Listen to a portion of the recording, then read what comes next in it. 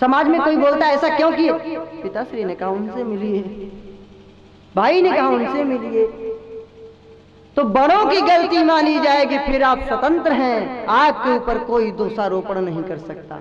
अच्छा कार्य हो गया तो प्रशंसा मिलेगी, बुरा काम में हो गया तो बुराई नहीं मिल सकती, क्योंकि बुरा कार्य हुआ तो आप कहेंगे उन्होंने कहा था, सारा दोष उनके ऊपर।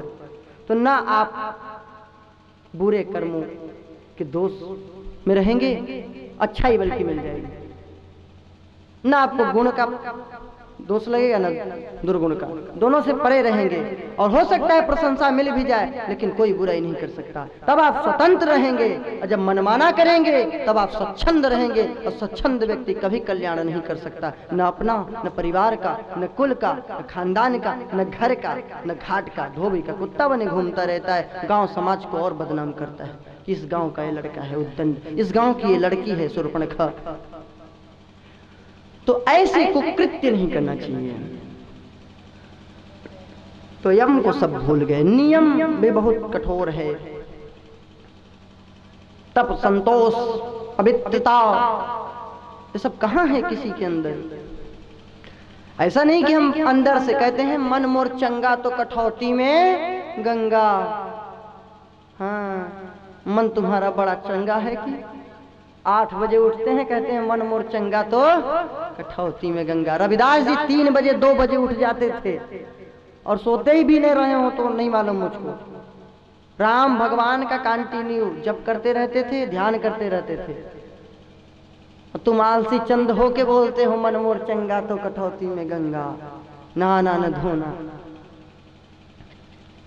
तो ये गलत शब्द हैं, इसको कहने से नहीं कुछ हो जाएगा।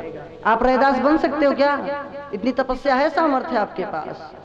हाँ, बस एक ले लिए मन चंगा। मन चंगा तो है, तन भी चंगा रखो। बदबू आती रहे कि बगल का आदमी भी भागे नाक सिकोड़ के, कहां से आ गया पागल आदमी। तो तन भी पवित्र रखो और मन भी पवित्र रखो, अंदर की शुद्धि भी करो, बाहर की भी शुद्धि करो, तब आपका बेड़ा पार होगा। और आसन क्या है? आसन का विशेष ध्यान रखिए। आप पूजा भजन करें, कथा सुने तो आसन पे बैठने का अभ्यास होना चाहिए, एक आसन पे। हाँ, अब आसन का अभ्यास नहीं है, कभी सत्संग में फंस गए, हाँ, मिल गए हमारे जैसे कोई पागल, कहते ही जा रहे हैं, कहते ही जा रहे हैं, रुकने का नाम नहीं। तो कभी पाँव ऐसे टेढ़ा करेंगे, कभी उधर करेंगे, कभी ऐसे गर्दन करेंगे, कभी उधर करेंगे, बीच बीच में बातचीत कर लेंगे, क्योंकि आसन सिद्ध नहीं है, आसन का अभ्यास नहीं है। प्राणायाम, प्राणायाम करने से कोई बीमारी नहीं रहती। रेचक, पूरक, कुंभक की पद्धति है। एक नासिका छिद्र से सांस को भरिए, उसको कुछ देर रोकिए, फिर उसको बाएं से छोड़िए, फिर रोकिए, फिर बाएं से लीजिए, फिर रोकिए, फिर दाएं से छोड़िए। ऐसे दोनों छिद्रों से सांस लेकर रोकिए, छोड़िए। इस प्राणायाम के कई प्रकार हैं। अब तो जिसको प्राणायाम करना हो मैं बता दूंगा, मंच से नहीं। पूरी बात देखेंगे नहीं तो समझ ही नहीं पाएंगे। प्रत्याहार, हाँ, अपनी इंद्रियों को, बाह्य जो वृत्तियां हैं इंद्रियों की, उनको रोकिए। जैसे कछुआ अपने अंदर अपने पैरों को समेट लेता है, मुख को, वैसे ही आप अपनी इंद्रियों को अपने अंदर की ओर ले जाइए, प्रत्याहार। तब आपका भला होगा, तब आप स्थिर प्रज्ञ कहे जाएंगे कि आप अब स्थिर बुद्धि के हो गए, भगवान ने कहा है। ऐसा आपको बनना पड़ेगा। धारणा क्या है? ठाकुर जी के रूप की धारणा करिए अपने हृदय में, कल्पना करिए, और फिर ध्यान लगाइए उन्हीं पे, और फिर समाधि की अवस्था, समाधि की अवस्था अपने आप आ जाएगी। आपको समाधि के लिए प्रयत्न नहीं करना पड़ेगा, बस ध्यान में मस्त रहिए थोड़े देर। हम कहते हैं आप लोग गृहस्थ हैं, सुबह शाम तो भजन कर सकते हैं आधे घंटे के लिए। मैं देखता हूँ बहुत से पागल 8-8 घंटे, 4-4 घंटे, 2-2 घंटे ताश खेलने में बिता देते हैं। कहते हैं भजन करने के लिए टाइम नहीं है। कितने मजदूर देखता हूं सर पे बोझा लिए हैं, आधे घंटे गप मारने में निकाल देते हैं खड़े खड़े। कहते हैं भजन के लिए समय नहीं।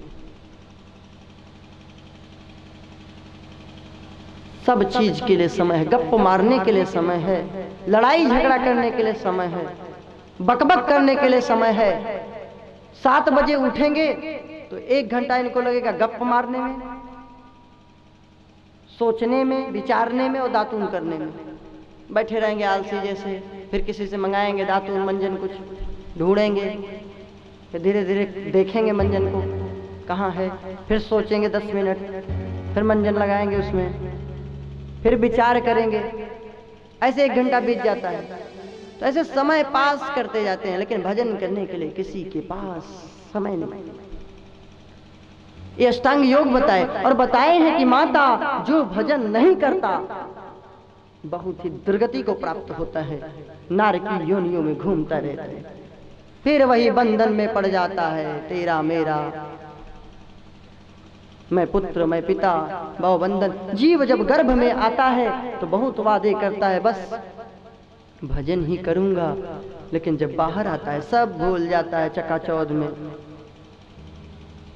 फिर मोह माया सताती है, भूल जाता है भजन, भूल जाता है सब कुछ। महाराज एक दिन में कलल बनता है जीव गर्भ में जब आता, कलल 8 दिन में बुदबुदा, 10 दिन में बेर के बीज की तरह, 1 महीने में सिर उगाते हैं, दूसरे महीने में रोए नख हाथ पैर हो जाते हैं, तीसरे महीने में सब आवरण हो जाता है,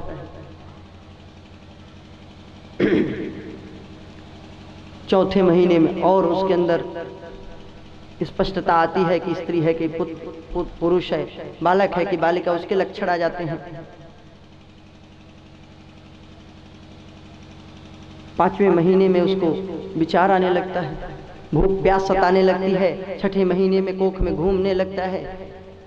फिर उसका जब समय आता है प्रसूति वायु के द्वारा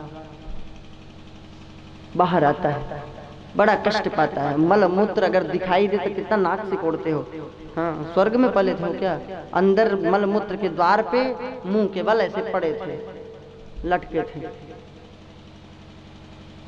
सोचते हैं बड़ा कृपा है, अरे एक बार मनुष्य बन के आ गए हो महाराज, फिर उस मलमूत्र के द्वार में न जाना पड़े, इसलिए भगवान की भक्ति करो।